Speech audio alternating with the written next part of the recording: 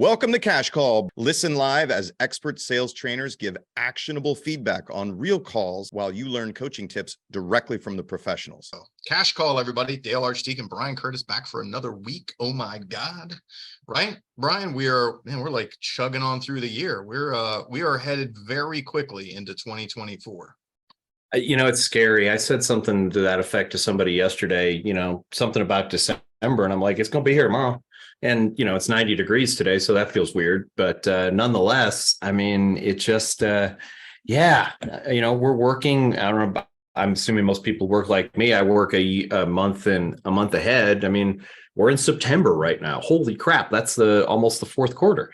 So, yeah, it's really crazy. And every year they go faster. Those of you who aren't maybe my age, they go faster. Every single year it goes faster and faster. Yeah, that sucks. Well, I'm still enjoying my vacation, but I have a call today from one of our clients, and this is a lead that called in, I guess like inquired on something on Zillow probably, and immediately says, oh, well, we're working with so-and-so in your office, but she's busy. Can you show it to us? So let's hear the way that this was handled. And I just want to talk for the listeners about some of the things that you need to do to protect your clients, right? Because these people, in a lot of cases, they don't do it on purpose, right? But they can get stolen, right? So let's listen to this call real quick. I'll share my screen. Share sound. Here we go. Okay. Just I'm going to play it. Give me a thumbs up when you can hear it. Thank you. We're connecting you to a local agent now. Well, good evening. My name is with Berkshire Hathaway. How's it going today? Good. How are you doing? I cannot complain at all. Thank you so much for asking. So my friends over at Zillow say that you're interested in 1425 Low Road. Is that correct? Yeah, we are. So as just a full disclosure, we've been working with perhaps a coworker of yours. I don't know if you're. She said we've been working with agent's name. Perhaps she's a coworker of yours. So this lead sees or knows who her agent is, obviously, and knows what brokerage she's with. And they just get connected to another Berkshire Hathaway agent because they inquired through Zillow. So let's keep listening. Familiar with her name? I do know very well, yes. And I spoke to this agent. He said, yeah, she's in our office. Like they're not on the same team. They don't work together. She's just another agent in their Berkshire Hathaway office, right? Mm-hmm. So he knows who she is. Right. Okay, awesome. Yeah. So anyways, she's up north, I think, with family right now or whatever. And we didn't want to bug her, but we kind of want to go see this house on Low Road, if possible. Okay. So it's just a practice of mine is to never take anybody else's clients out to look at houses unless I have their permission. So The only way I'd be willing to do it is if you reach out to me and say, hey, can I talk to this guy? He's willing to show it to us, but he needs to know that it's okay with you. Just because there's too much possibility of impropriety there that I don't want to feel like, I don't want to look like I'm trying to steal clients from somebody else. Okay, that's fine. Yeah, we just have been, we've had a difficult situation closing on another home, and we've been literally a pain in the butt for care. Not in a bad way, but we thought we'd give her a little space. But that's fine. We can just contact, and she would work with whoever to get it set up, get the showing set up. All right. So, obviously the reason that I'm playing this call is because we run into this frequently where the consumers don't really know how it works, right? They don't care. They don't care. What they see, Berkshire Hathaway, Keller Williams, Remax, whatever they see, and they think that we all work together and that we're one company, right? Because we're probably one of the only industries where you can have all these different businesses under one label, right? In your market. So I think that a better practice would have been to, instead of saying, oh, I don't want to make it weird and steal our clients, just educate the consumer and say, hey, look, we are under the same umbrella, but we don't all work together. And so is her own business. We are our own business. And, if you ask her, I would show the home to you if you ask her and have her give me a call. I'm willing to, give her a hand doing that. Because, I spoke to the agent. He knows who she is. He wouldn't try to steal the client from her. It's like one of those kind of relationships or one of those acquaintances. So that's totally fine. But I wanted to play this because it's important for you listeners to know that your clients, your leads don't know how things work, and they can accidentally get picked up like that by another agent. So they got lucky that they were actually connected to another Berkshire Hathaway person who happens to be from the same office, because if that was anybody else, they would have really done the full court press to try and steal that lead. Right. We would have went through, are you committed to that agent? Have you signed? All those things that we go through. And who knows, maybe they were committed, but there's a chance they weren't. The chance is, because I can tell you right now, so I agree with everything Dale said. I have a different takeaway, though. Not that I agree with Dale's takeaway. My other takeaway is for the other agents. What the hell are you going on vacation for and not having someone handle your business? Or letting them know, if you're going to be out of town, let them know, let the client know, right? Yeah.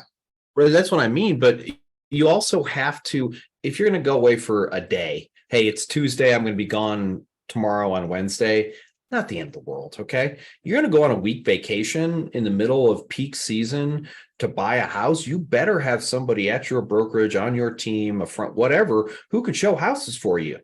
Yeah. Because I don't get it. And this drives me nuts. I get a huge pet peeve when people call me and go, my agent's out of town. I'm going to work with them no matter what. I'm committed to them. Would you show me this house? Oh, sure. By the way, what do you do for a living? Oh, I do this. Would you go to work for free for 3 or 4 hours this afternoon, please? I never say that, by the way, but that's the thoughts in my head. Yeah. And we're Carmel, my wife Carmel, just used a showing assistant to show some properties to one of her existing clients because she already had that arranged because we were out of town, and now they're submitting an offer on something they saw using the showing agent. And so there was never a break in the communication. She said, hey, I'm going to be away. If you need to see anything while I'm gone, I have other people in my office who can help you out. Just let me know. Right. And, that's professional, by the way. That is being a professional, because listen to this woman. Well, we're just trying to see this house. Like I don't go as far as desperate, but she's frustrated. She's not getting what she wants. She just wants to go buy a house and right. And so I'm just going to throw, so she's not allowed to buy a house for the next 7 days because her agent's on vacation. Right. So that's kind of tough. And listen, I don't know about you, but in most markets, the inventory is very limited, and you got to pull the trigger quick, so you got to go see it. Cool. Well, I think the guy did it overall as good a job as you can. And by the way, don't steal people from inside your own brokerage. That's a great way to, even with the scripts that Dale and I teach, don't use them inside your own brokerage. Don't use them for evil, only for good. Yeah. Which is stealing people from bad agents in a bad situation. Yeah. Again, somebody from Remax, screw them. I'm just kidding. But I don't have any, I got nothing against Remax. They're fine. Oh God. So, hey, we got a question, and I want to make sure that we address this, and then we'll play another call here. But Alex Montalvo says there are a ton of buyers who are not committed to their agents. I would be open to having a convo with those buyers. Absolutely. Yeah, me too. What do you got for us today, Brian? What have you heard out there in sales land that we need to listen to? Well, so I've got this interesting call. It's called on a piece of just raw land on a lake. So it's lakefront raw land. And just to give you guys some history about the lake. It's a Corps of Engineers lake. I don't know if anyone's ever dealt with one of those before, but to get a boat dock on a Corps of Engineers lake, you have to get permission from the Corps of Engineers. So the Corps of Engineers on this lake has decided that there will not be any more boat docks for the next 24 months minimum. They decided there's too many boats on the lake already. They don't want to encourage more of that going on. So so what does that do? Well, supply and demand, right? There's still demand for boat docks. There's still demand for that, but the supply is very, very, very small. So it causes a supply and demand problem. So that's what this person is dealing with. But also I think we'll have time to get through the majority of the call because it's pretty long. But if we don't get this part, I want to say it. At some point in time, the client says, hey, by the way, I have an agent down there because he's not from where this house is or where this lot is located at. And the agent completely ignores it, which is not the worst plan if you've got a plan, but I don't think I'm not even sure he heard him. So we'll listen to this and we'll hopefully get some good feedback. By the way, I played through the beginning of it. So we're starting about 20 seconds in. Okay. And I was just going to play it, but I probably ought to share my screen first. Huh? Got to share the screen and share your sound. I'm gonna do that. All right, ready? 1, 2, 3. Yeah, we're trying to make heads or tails of what we're seeing. We're about an hour and a half away and looking for a retirement property. And we have real specific interest in things, but I couldn't tell whether what was actually included and how far away from the water, and Good question, because I'm reading it as we speak and I'm a little confused. Okay, pause. Good. Yeah, I would say don't do that. I'm reading it as we speak. You just sound like you're not very knowledgeable. So I'd probably recap what the guy said. Okay, so you want to know, what did he ask? How far away from the water? Or? Yeah, he's just trying to get a feel for the lot. Like, is there a dock? How far away from the water? Is it flat? Is it a cliff? I mean, I don't know if you've ever dealt with lake property, but 90% of them are freaking cliffs, and they're not fun. They're not fun. Oh, yeah, no. So I'd probably repeat what the guy said, and I would backtrack to a question, right? They're an hour and a half away. They want to, and they, was it a vacation spot? Retirement home. Retirement. Yeah. So just backtrack to a question that you can control and get the guy talking about what you want to talk about, which is not the layout of the land. That's what I would say, but go ahead and hit.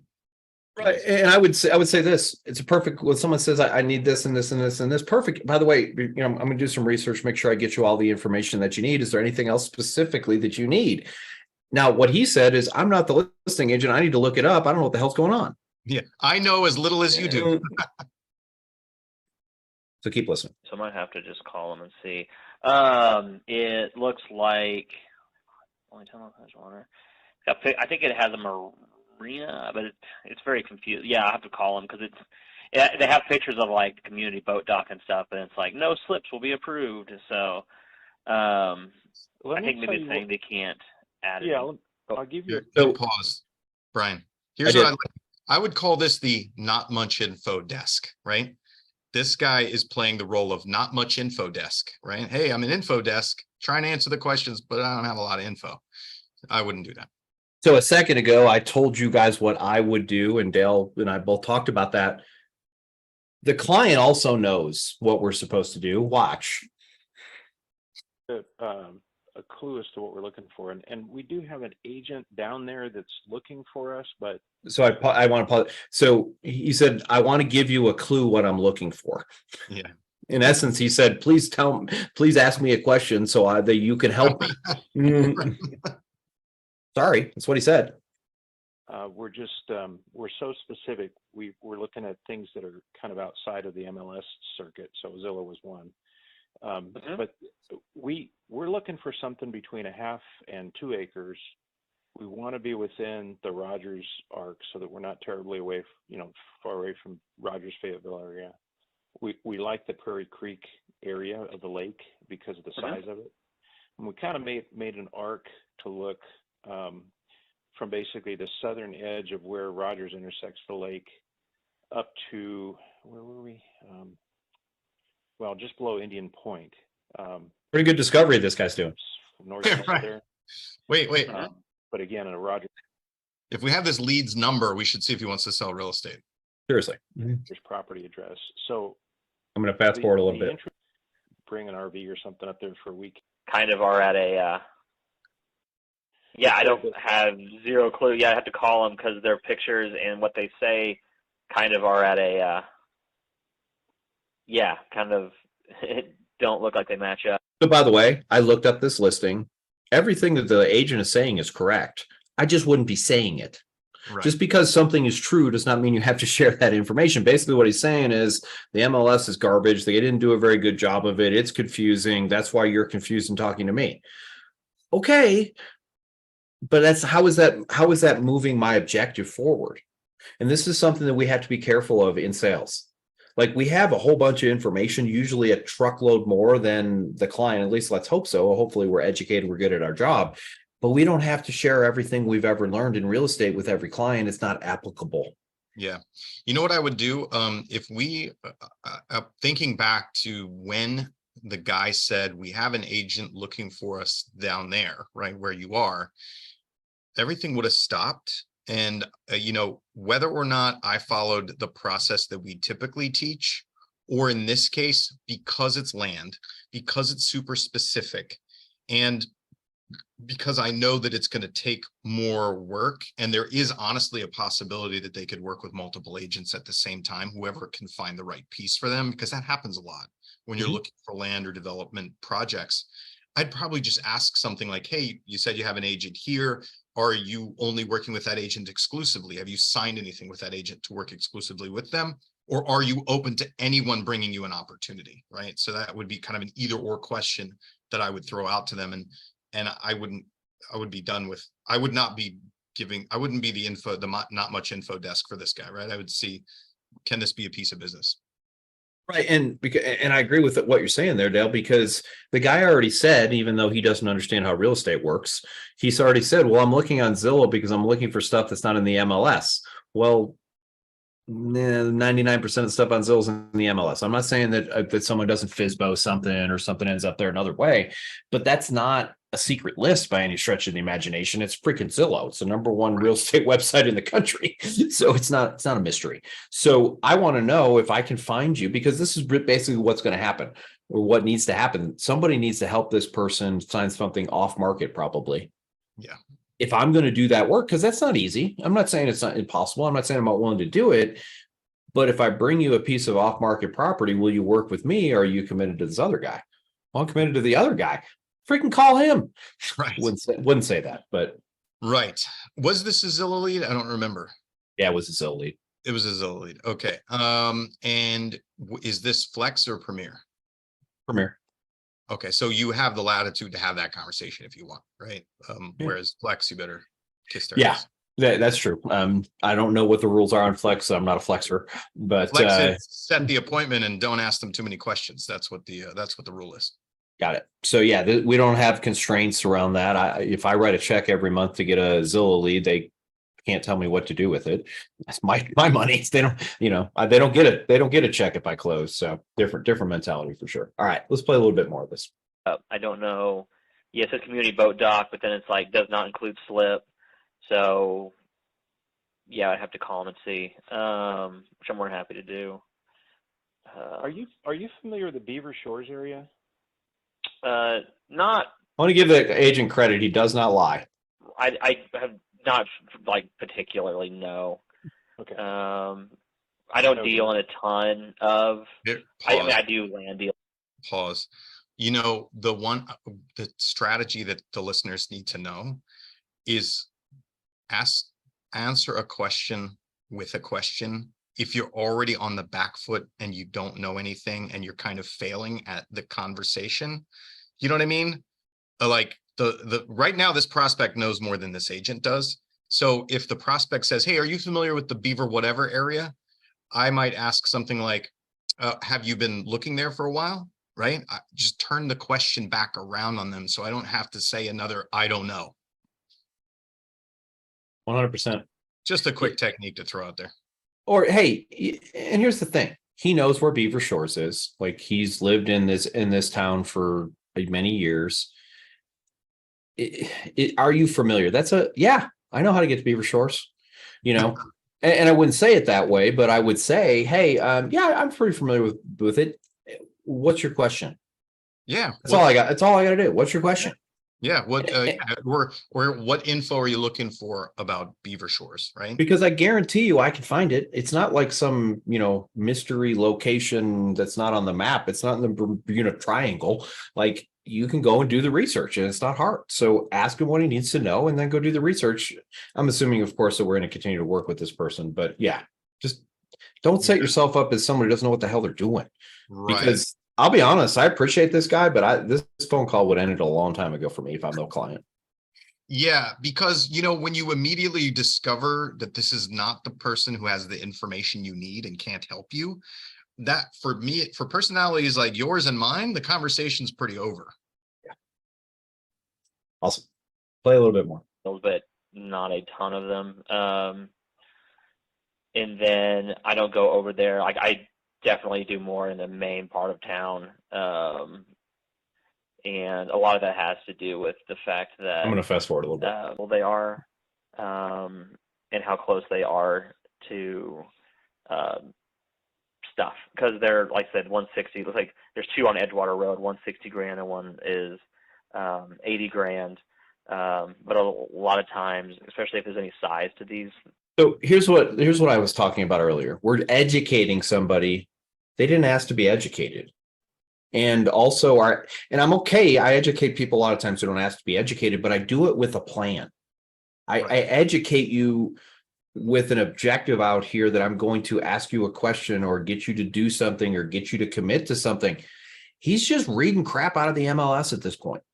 That is not a beneficial way to work with a client. I mean, and in case you guys don't know this, Zillow has everything that's in the MLS. The guy can read literally the exact same data off of Zillow that's being read to him. Yeah, I feel like maybe the agent was trying to like redeem himself because he knows he doesn't have, like, he wasn't able to answer so much. I feel like we have this natural inclination as people to like, oh, I want to help this person. I want to try to give them something of value. And since he's failed at doing that so far, I feel like maybe that was just an attempt to give some kind of value to this consumer. Very possibly. So cool. And I'm just going to fast forward to the very kind of the end and just see how he buttons it up at the end. Okay. Yeah, that third picture on there, mate, I feel like it looks like it's pretty sloped, but I'll definitely call them and see what they think and get back to you here in a little while. Yeah, I appreciate that. All right. It'll be a second. I'm just kind of working through people as I go through them, but I'll get back to you hopefully later today. Okay, appreciate it. Awesome. Thanks, bud. Thanks. That's how we ended. Yeah, I think that'd be a training opportunity. Sounds like he wanted to help his potential client. He isn't wanting to help. You know, James said, it sounds like he isn't wanting to help this potential client. Maybe, but I'll say this, if you don't, and I agree, that's a very good possibility. If you don't want to help the potential client, here's a script. Hey guys, I'm not familiar with the lakefront area. I know that Zillow connected us, but we basically are one of their partners and they send people over to us, but this is not my area of expertise. And it's not my area. So I just want to be honest and professional and say it's better if you work with somebody else because I'm just not the best guy. Yeah.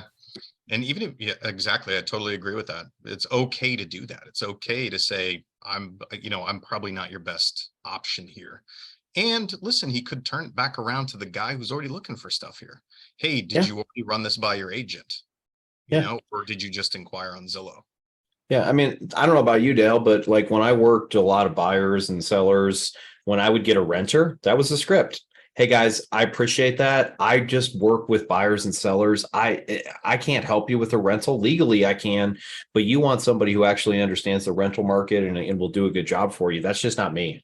I focus on buying and selling. What are they going to do? You're a jerk. Really? Yeah.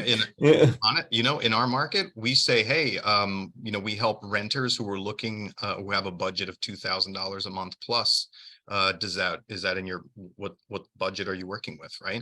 And if it ain't $2,000, we aren't working with them. And that's just a choice. I like it. So yeah, there's again, it was a very interesting call. I don't know how else to say that. It was a very interesting call. Couple of things that I just want to leave the audience with. We are not customer sales reps. Don't be one. And just from that mindset. Not much info desk. Yeah. But even if he gave really good information, that's not our job. Yeah. We don't get paid for that, and I believe in giving good information to people. I'm not suggesting I don't, but I'm also for my information. You've got to do discovery with me. That's the trade-off. Yeah. I will tell you all the information you want. You got to tell me what you're looking for so that I can get an opportunity to then solve your problem. Yeah. I tell agents their job is to determine, are you a ready, willing, and able buyer or seller? That's what your job is, not to be an information desk. So here's a fun question. Would this guy be willing to buy an already built lake house with a dock? Yeah. Exactly. That's a great question. We don't know. We have no idea. We know that there's no inventory available for what this guy is currently looking for. What's the alternative? So I don't know. I mean, it's interesting. I don't know how much you've dealt with this, Dale, but I was always dumbfounded with the number of people who thought they wanted to build a house. Oh, yeah. Everybody wants to build a house, and then they go, "Oh crap, this is hard. I don't want to build a house." We've had clients in certain markets that deal with a lot of forest fires, for instance. And so a lot of houses get burned down, and there's tons of land that is, to be developed. And so when I work with clients like that, they get probably 2 or 3 out of every 7 calls or inquiries is somebody who thinks they want to build a house. Right. And so we've had to develop scripting around that to really quickly separate those two. The people who would actually build a house, which is a very small percentage, and all the people who think that building a house is a great idea. Yeah, I mean, here's a really simple question, by the way. Dale's got more scripting around this, and so do I, but here's a very simple question. Hey, out of curiosity, have you ever built a house before? Right. I mean, it sounds like a silly question, but the answer is yes. That's a whole different animal than no. Yeah, we've done it 3 or 4 times, and we know it's a pain in the butt. And there's like, okay, well, this person knows exactly what they're in for. They know what they want. But I'm telling you, it's so many people's dream to like build their own house and build this custom, and they don't understand a bunch of things. First of all, they don't understand the financing, which is you're not buying this with you're not building a new construction home with an FHA loan. Okay. You're not building this house with 5% down. There's things that come into it. Do you know how long it takes? Are you aware of the fact that it's probably going to cost you 20% more than an average house that's on the market? Well, what do you mean? Well, these are some important points. And by the way, I know I'm pointing out the negatives, there's a reason I do that, because I want them to just buy a regular house. But also I want them to be educated. I'm not going to, anyone who says, yeah, I built one before, I'm like, great, they understand it. We'll have a different conversation. If the answer is no, I've never built a house before. Well, okay. Yeah. So let's just talk about that. Think of how much information and value you can provide by talking to somebody about the process of building a house versus this. And again, I have an objective. My objective is I want them to go, you know what, maybe I would be willing to look at a regular built house so I don't have to deal with this. Perfect. But I had a reason to educate them, not just randomly throwing information at them. Right. And that comes back to this call that we just listened to. The agent took for granted that the best case scenario was these people buying land and building property on it for retirement, right? And he just stuck with that and didn't look for any other opportunity or any other possibility to solve whatever they were trying to solve for. Yep. Yeah. That comes down to questions. Here's my last thought of the day. The people who get paid most in this industry and every other industry are people who solve problems. And I just want you, that's kind of what I think about it. We can't solve this guy's problems yet because honestly, we're not even aware of what they are yet. Yeah, exactly. All right, everybody. With that said, we are up on time for today for Cash Call this week. We loved, educating you, right, Brian? Absolutely. Again. Awesome. See you guys. Thanks, everybody. Thanks for listening to Cash Call today. If you like what you heard, come check us out at smartsalescoaching.com, and we'll be back again next week.